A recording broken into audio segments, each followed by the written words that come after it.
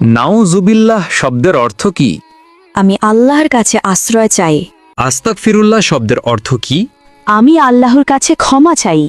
আল্লাহু আকবর শব্দের অর্থ কি? আল্লাহ মহান বা আল্লাহ সর্বশ্রেষ্ঠ। মাশাআল্লাহ শব্দের অর্থ কি? আল্লাহ যেমনটি চেয়েছেন। জাযাকাল্লাহ শব্দের অর্থ কি? আল্লাহ তাআলা আপনাকে উত্তম প্রতিদান দিন।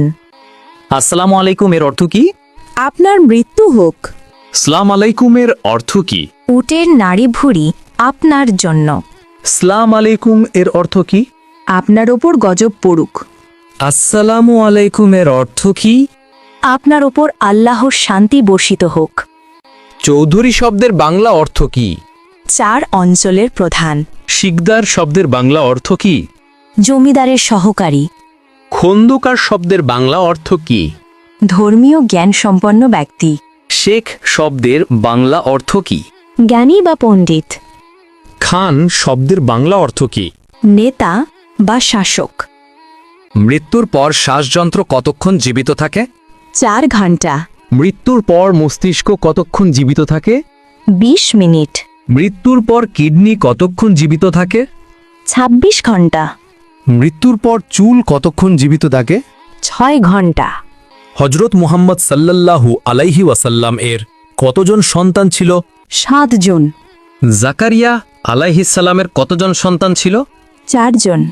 দাউদ আলাইহিসসালামের কতজন সন্তান ছিল? 4 জন।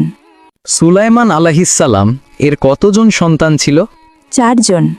মানুষ মৃত্যুবরণের 40 দিন পর তার রুহু বাড়িতে আসে, এটি কেমন বিশ্বাস? প্রচলিত কুসংস্কার।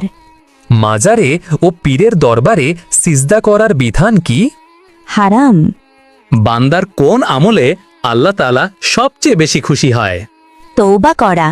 একজন মুসলিমের ওপর সর্বপ্রথম ওয়াজিব কি? তাগুতকে অস্বীকার করা। আল্লাহুম্মা গফিরলি শব্দের বাংলা অর্থ কি? হে আল্লাহ, আমাকে ক্ষমা করুন। ওয়ারহামনি শব্দের বাংলা অর্থ কি? আমার প্রতি দয়া করুন। ওয়াহদিনী শব্দের বাংলা অর্থ কি? আমাকে সঠিক পথ দেখান। ওয়া আফিনী শব্দের বাংলা অর্থ কি? আমাকে সুস্থতা দান করুন। ওয়ারজুগনি শব্দের বাংলা অর্থ কি? আমাকে রিজিক দান করুন। আল্লাহুম্মা গফিরলি শব্দের বাংলা অর্থ কি? হে আল্লাহ, আমাকে ক্ষমা করুন। ওয়ারহামনি শব্দের বাংলা অর্থ কি? আমার প্রতি দয়া করুন। ওয়াহদিনী শব্দের বাংলা অর্থ কি? আমাকে সঠিক পথ দেখান। ওয়া আফিনী শব্দের বাংলা অর্থ কি? আমাকে সুস্থতা দান করুন। ওয়ারজুগনি শব্দের বাংলা অর্থ কি? আমাকে রিজিক দান করুন।